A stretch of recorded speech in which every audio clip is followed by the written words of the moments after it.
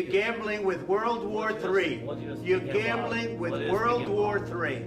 And what you're doing is very disrespectful to the country. You should be thanking the president for trying to bring an end to this conflict. You're in no position to dictate what we're going to feel.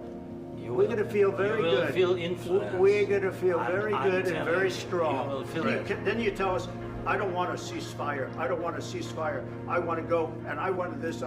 Look. They seem to have a very tense expression. So one of the things I look for is a micro expression. So I'm not quite sure if you've heard this thing before, but regardless of culture or custom, where you're from in the world, there's only 7 universal laws of human expression.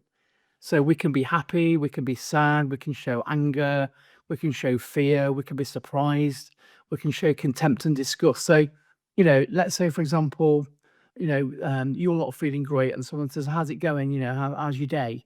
And you really just can't wait to get home, but you go on, great, thank you. And you give a bit of a fake smile. So a smile is the most faked emotion. And we often see politicians do this to mask their inner emotion. So with Zelensky, we were seeing lots of anger. And anger is when the eyebrows come together, the eyes pitch. It's always like that. You can tell when someone's getting angry. And we saw that from the outset. I think there was no kind of conviviality. There was no small talk. It was, I'm coming here I don't really want to get engaged in all this kind of small talk. I want to come in and just get things sorted. So I think that kind of put Trump and Vance on the back foot because I think there's a protocol to these processes, really. Right now, you guys are going around and forcing conscripts to the front lines because you have manpower problems. You should be thanking the president for trying to bring an end to this conflict. Why don't you wear a suit? You're at the highest, why don't you wear a suit? You're at the highest level in this country's office and you refuse to wear a suit. Just want to see if do you own a suit? Yeah, problems. A lot of Americans have problems with you not respecting the dignity of this office. I will wear a costume after this war will finish. I think that was when that started to go downhill, really, because it was almost like a hack. Because then you had one journalist ask about, you're in the highest outfits in the world, and yet why aren't you wearing a suit? And Zelensky was the kind of like, well, I've got almost like saying I've got bigger fish to fry. And then obviously, I think the crucial moment was when the vice president said, you've not said thank you. And I think that was for me, that was the tipping point because then we saw him, sort of fold his arms, sort of sit back in the chair, and that's a distancing gesture. So I think for me, that was the pivotal point because I think he was kind of made to feel, you're not showing enough gratitude. We were helping you, get your country back, and you're not showing us enough gratitude and enough respect. And I think that's what really got Zelensky's back up. And that was reinforced by his body language because for a large amount of time, while they were sat at the press conference, see, Trump does this thing called reverse steeple gesture, which is known for. And the normal version is this, like a doctor might say, well, in my opinion, it's this.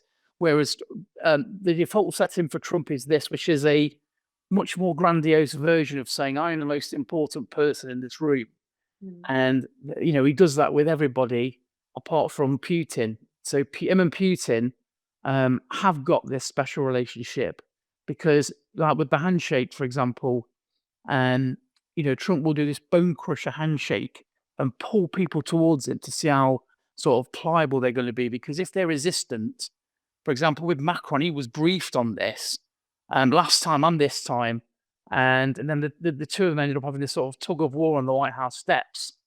And, so for example, when he first got inaugurated, Theresa May or various other people, they kind of allowed themselves to be pulled towards him. So they'd be more pliable. With Zelensky, there was none of this. But certainly with Putin, there's none.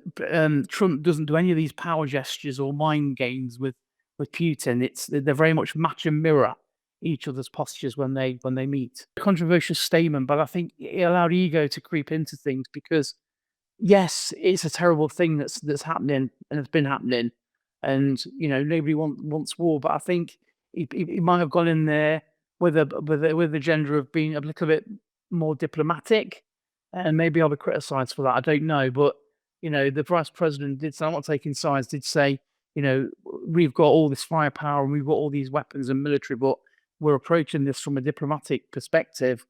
So I think rather than going in and producing pictures of like we produce all these pictures for President Trump of people that have been held prisoner by the Russians, and again, I'm not quite sure how appropriate that was in that meeting. So yeah, I think he could have approached it from a much more diplomatic point of view and maybe put not so much ego, but put his anger, because he obviously is quite naturally carrying a lot of anger. And I think certain things. I think again, the other tipping point was when Trump has obviously said, I'm not for anywhere. I'm for America, but I'm in between." Because I think Zelensky expected him to start being detrimental towards Putin, and when he didn't, when he said, I'm on the side of everybody, I just want peace." I think that annoyed Zelensky as well. So I would like to think that Zelensky will go back to his hotel and reflect on the day, and then perhaps try and sort of make amends. Really, I'm not quite sure if he's going to do that though. I think based on his body language and his depth of anger, my gut instinct is I think it's broken down for now. But at least Trump has left the door open. But Trump's not said, right, that's it. He has said, when you want peace, come back and talk to me. He's generally got quite a static position because he always tends to sit on the edge of the seat with his legs apart and with this little steeple gesture. I did see Trump is almost, has also got a gesture of contempt, and it's almost like it's this one-sided smile that we call a bilateral smile. He did this again with Macron, as I mentioned earlier, but he also did that a couple of times when he felt Zelensky wasn't, kind of being the diplomat. But pretty much Trump tends to adopt the same sort of posture. And at times, I don't think he did it with Zelensky, but certainly with Macron and a few other people, he will shake hands and then he'll tap their hand, and that's for the press. That's almost like saying "good boy." So those elements I think with Trump could have not made certain comments or could have not made certain gestures because it was an attempt, or it was designed to make Zelensky look weaker. It was an element of we want to look like the controlling force in the room. A lot of pressure on Starmer yesterday, but I think both from a diplomatic point of view and from a UK, from the people's point of view, because obviously his popularity is not that great at the moment. But I think some of the things that Starmer did, I was a little bit cringeworthy. So producing that from King Charles, I felt could have been done in private, and I thought that was a little bit cringeworthy. And I kind of feel that Starmer was like a kid going to school for the first time in his uniform, because he seemed to be very nervous. I mean, as I said, when he got out of the vehicle from the outset, Trump faced the cameras and was asked a question, and Starmer just sort of was at a right angle, so he should have turned and matched a mirror Trump. And then anxiety is linked to some what we call leakage. So when Starmer got a little bit stressed, his bleep rate doubled, and his face went quite red. So when Trump turned around to him at one point and said, "Do you think you could take on Russia then?" And then Starmer sort of face went red, he started to bleak, and he was like, "I don't know how to answer that question."